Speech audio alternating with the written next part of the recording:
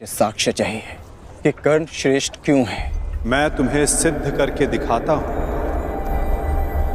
कदाचित उसके पश्चात तुम्हें विश्वास हो जाए। मैं परीक्षा के लिए तैयार हूं माता। उन दो पर्वतों को देख सकते हो पार्थ?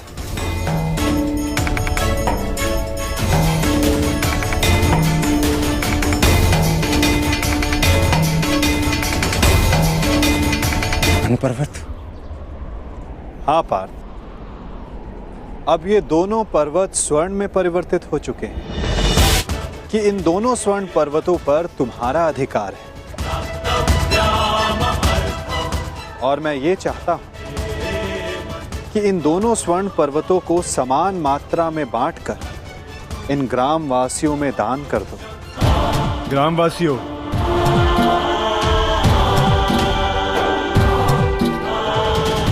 मैं पांडु पुत्र अर्जुन ये घोषणा करता हूं,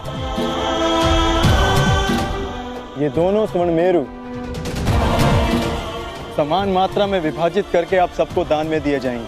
और विश्वास रखिए, सबको समान मात्रा में स्वर्ण मिलेगा। पांडु पुत्र अर्जुन के, पांडु पुत्र अर्जुन के, पांडु पुत्र अर्जुन के।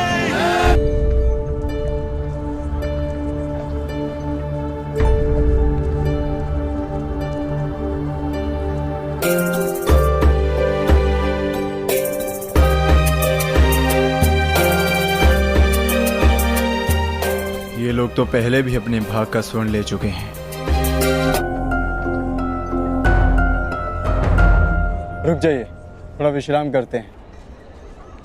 कुछ समय पश्चात पुनः प्रारंभ करें। आपकी ये परीक्षा कब समाप्त होगी? अभी तक तो मैं आधा पर्वत भी नहीं बांट पाया और थकान सा अनुभव कर रहा हूँ। क्षमा चाहता हूँ माता, परंतु अभी तक मुझे आपकी इस परीक्षा में आपका उद्देश्य समझ नहीं आया। ठीक है पार्थ, मैं तुम्हें अपना उद्देश्य बताता हूं।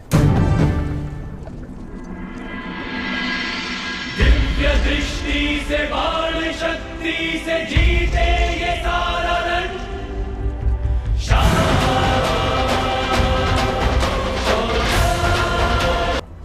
आदेश कीजिए कि कैसे आपने मुझे स्मरण किया।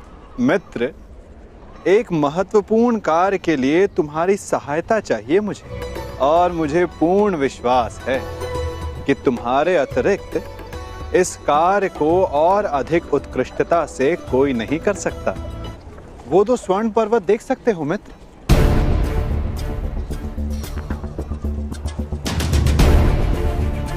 अब इन स्वर्ण पर्वतों पर तुम्हारा अधिकार है, और मैं चाहता हूं कि इन स्वर्ण पर्वतों को तुम समान मात्रा में बांटकर इन ग्रामवासियों में दान कर दो। जो आदेश वासुदेव।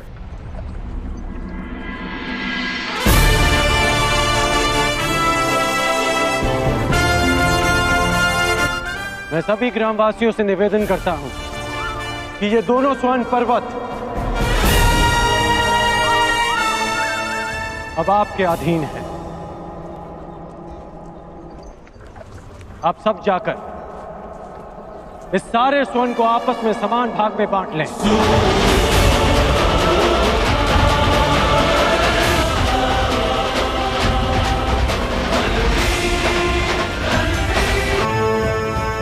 तुम्हें ये स्वर्ण इन ग्रामवासियों में बांटना था, परंतु तुम भी इन ग्रामवासियों की भांति ही स्वर्ण के प्रति आकर्षित हुए। का ज्ञात नहीं था कि किसको कितनी आवश्यकता है, और कर्ण के मन में इस स्वर्ण को लेकर कोई आकर्षण, कोई लालच नहीं था पार्थ। जिस पर दान करने का उत्तरदायित्व हो, उसके मन में वस्तु के प्रति लोभ नहीं होना चाहिए।